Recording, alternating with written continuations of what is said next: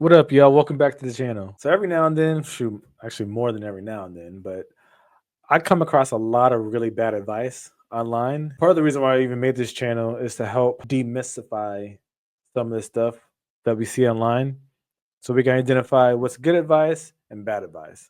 I came across some pretty bad advice. So I'm going to go ahead and show this video and I'm going to break down why I think that this is bad advice. First of all, whenever they say he exposed what to do if you lost everything, the nigga doesn't expose anything. Okay, so sorry to burst your bubble, sorry to spoil it, but he doesn't expose anything. But that's just a catchy title. Sometimes it works, sometimes it doesn't. Unfortunately, it works a little more than it should. So let's hear what he has to say. And here's exactly what I would do if I lost it all tomorrow. First, I would convert my traditional IRA, Roth IRA, or 401k into a self-directed IRA. This gives me full control of my money and lets me invest into real estate, stocks, bonds. Okay, let's stop right there. Whenever you open a traditional or Roth IRA, it's already self-directed. Self-directed just means that you yourself directs the funds, meaning you invest in whatever you want. So when you open a traditional or Roth IRA, a lot of people have the misconception that it's already invested.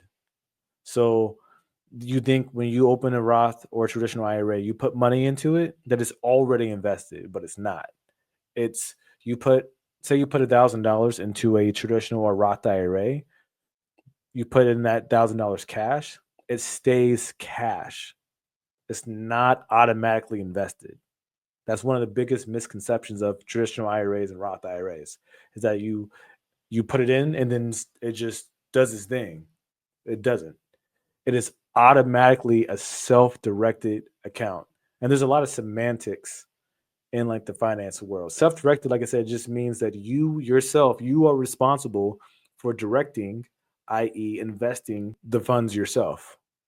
So you pick whatever stocks, you pick whatever mutual funds, you pick whatever bonds, you pick whatever CDs, you pick whatever treasuries, you pick whatever options, you pick whatever anything that you want to invest in. It's up to you.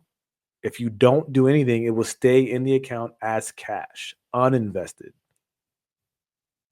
So I want to make that distinction because that means once you open the account, it is already a self-directed account. There's nothing to convert. There's nothing to convert. You don't have to convert anything. You can't convert it. There's nothing to convert. So it's just a lot of double talk. That's all it is. It's just double talk. There's nothing to convert. It's already self-directed. So you don't open the account and convert it to self-directed. It's already self-directed.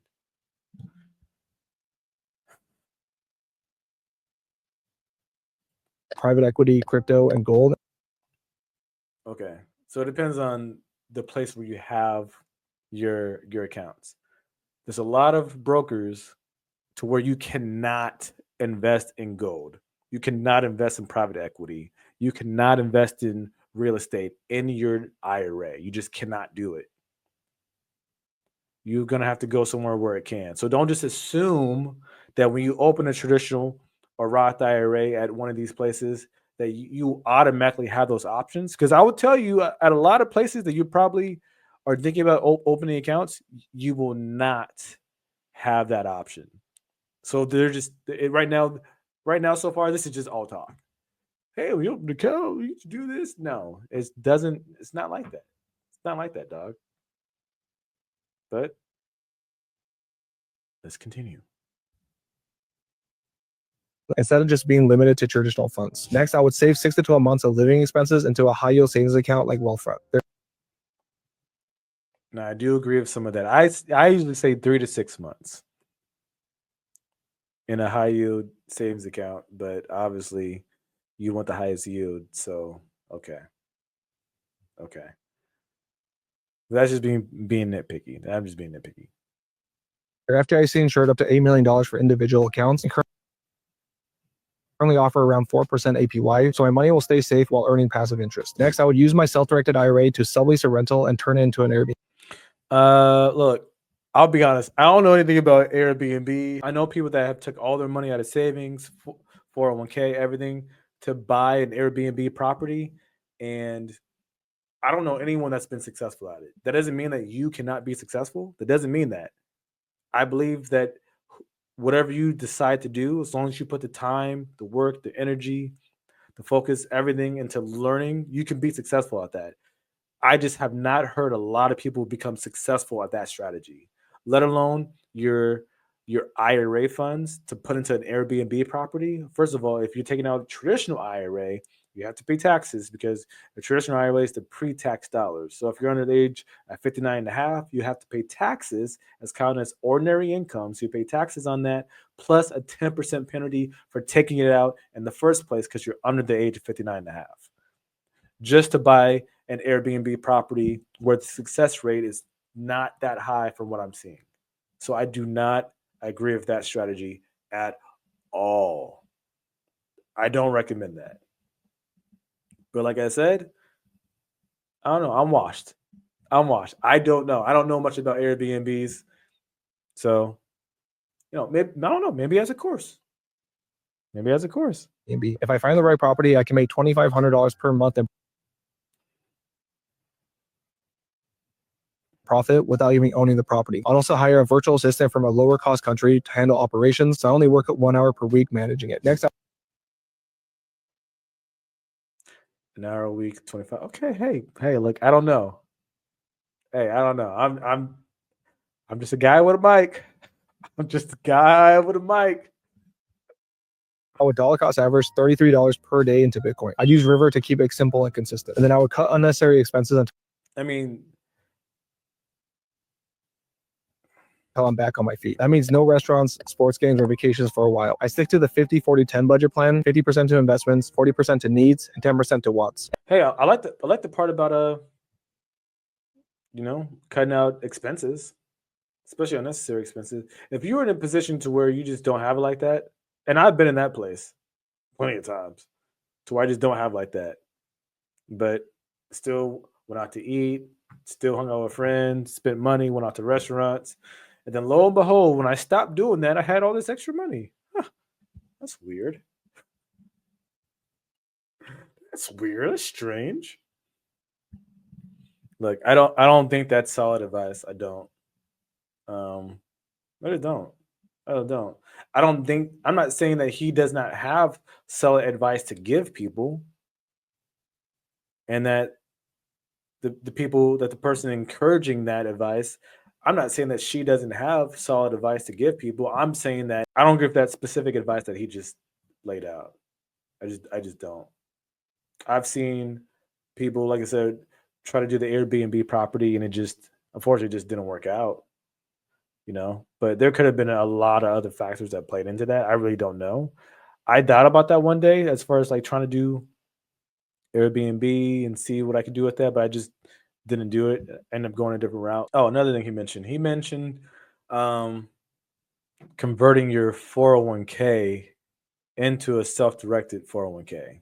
Now that is something you can do. You can convert your 401k into self-directed. So when you open a traditional IRA and Roth IRA, it's automatically self-directed. Your 401k is not self-directed. So you can convert that. However, I do not recommend that at all. The reason why is because most of us don't know what we're doing when we invest. We just don't. We may get a lucky pick here and there, but overall, we don't know what we're doing. So it's best to just let the plan administrator that's handling the 401k just do what they're going to do. You answer the question so it finds the right allocation for you, and you just stick with that. You don't need to convert your 401k to be a self-directed 401k because now it's all up to you to manage your account. And keep in mind, this is for your retirement. And if you think about inflation, by the time you retire in the next 25, 30 years, 35 years, depending on how old you are when you're watching this video, your losses hurt you more than your gains help you. Remember that. Your losses hurt you more than your gains help you. If this is something that you are investing for to live off of eventually, you got to think about how much money you're going to need to live, what kind of lifestyle that you want to live. and how much money that's going to cost, especially if you have a spouse and you're going to take care of that spouse. Hopefully, they have retirement as well, but still considering how much it's going to cost for living, considering the cost of living whenever you plan on retiring, you're going to need a decent amount saved. That's why people invest for retirement, because you're going to need a decent amount saved. You're going to need it. We don't know if Social Security is going to be there. Hope it will, but I wouldn't bank on that. So for someone who doesn't know what they're doing, I'm not talking about you heard about this investment on Instagram, or you heard about this investment on TikTok, or you heard about one of these coins that's going crazy. So you got into crypto, you bought one of these coins. No, I'm talking about you're studying the markets, you're doing research, you're doing valuations, you're learning how to manage a situation effectively over time. That's why they have people that go to school for this and have licenses to deal with this, that are experts in this stuff. Even sometimes they make mistakes. It's not a good idea to go self-directed in your 401k if you don't know what you're doing. Now, if you're an expert, Shay, yeah, do your thing. More power to you. If you know what you're doing, I'm just saying most of us don't know what we're doing. And so you may find yourself in a worse situation than you anticipated because you just don't know what you're doing. And that's okay. It's okay to not know what you're doing. It's okay. It takes a lot of time, energy, and focus and everything, especially when we got our jobs, we got families, we got relationships, we got kids, we got activities, we got sports, we got vacations. Like we're not spending the adequate amount of time researching all it takes to be successful in this area, and that's okay. That's why there's these other things in place, like your 401k, like other financial professionals, financial advisors to help. They are the ones that know what they're doing. So I definitely recommend anyone that is looking for financial help to seek financial help. Seek a financial professional that can help you with this. Don't just listen to someone online that says, "Oh yeah, self direct everything. Just buy Airbnb. You can make up $2,500 a week. Work 1 hour a week. Yeah, sounds good. Sign me up." Don't. Do your research and make the best decision for you. It's all about seeing through all this so we can make better decisions together. So thank y'all so much for watching this video. I really appreciate y'all. Let me know if you have any questions in the comments. Subscribe to the channel, and I'll see you in the next video. Peace.